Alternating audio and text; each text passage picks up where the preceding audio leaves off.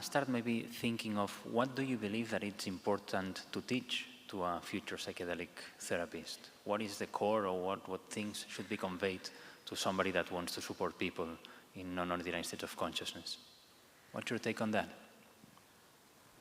Well, maybe I could start us out in a negative way about what we unteach for them and set the stage for other contributions from my dear panelists here.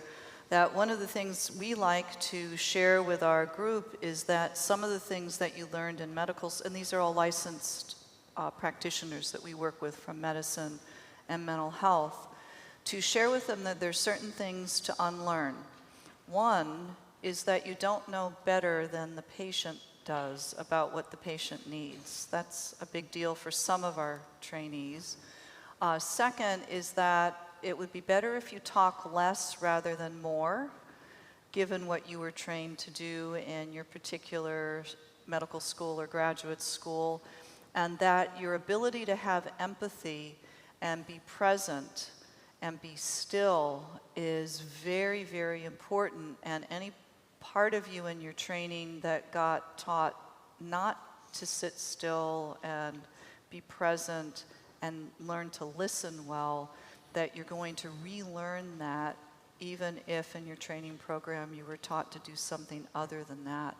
And I'll leave it at that. There's more I could say, but I'll let my co-panelists speak here.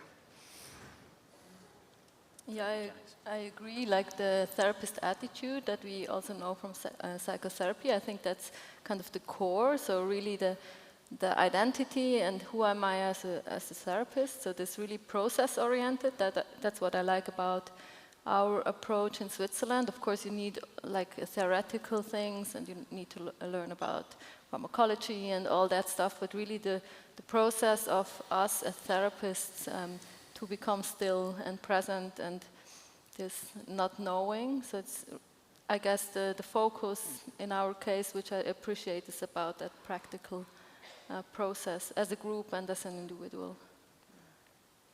Yeah, I would like to check in with that and giving you a short example. So I was fascinated by working with psychotherapeutic contexts and psychedelics, and so I came across the old Hans Karl Leuner, and I had a hard time to check in his office because he couldn't believe that somebody was really interested.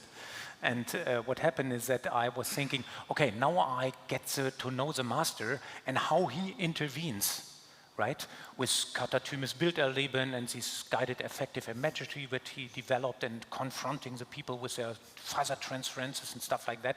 So, okay, I showed up in the office and he said, okay, Dr. Passie, you got to go in that room as a kind of sitter and you don't do anything. And I said, okay, he might come in and intervene, but he was very smooth. And he told me, you don't have to talk to the patient. You're sitting there, you're the safety guard, nothing else. And if that patient is talking to you, you might answer in a smooth way and try to bring him back to his own process. And let's not interfere. And this is also a kind of very much of a difference in between the psycholytic approach and the psychedelic approach, because you're not doing anything on the patient. You're not bombarding him with music or stimuli or anything. We had very simple rooms, very low volume music, so you could check in, but you don't have to. So we are not interfering with the process, and we are more like, and he said me so, you're more like a fisherman fishing in a muddy lake. You don't know what will be the end if you end up with a Coca-Cola thing or with the old shoe or with a big fish. We have to be humble and wait what the soul of the patient is coming up with. And then we go on and interpret that afterwards when they are sober again and stuff like that. Otherwise, you just accompany elegantly what's going on. Right. I think I'd second sort of what all of you have said, and maybe just add that what I would really like to see in the future would be a little bit more research into what is actually, effective ingredients in these kinds of therapies, so that we become a little bit more, precise about what specifically we want to train therapists in doing, because right now I don't think we have enough of knowledge. I say we use music a lot in Copenhagen, so that's kind of our focus point, I was trained by the Helen Bonnet Maryland Research Center approach in guided imagery and music, and we tend to use a lot of the techniques also developed by her and this receptive music therapy methods. But again, we don't know. We know from general psychotherapy what makes for an effective psychotherapist.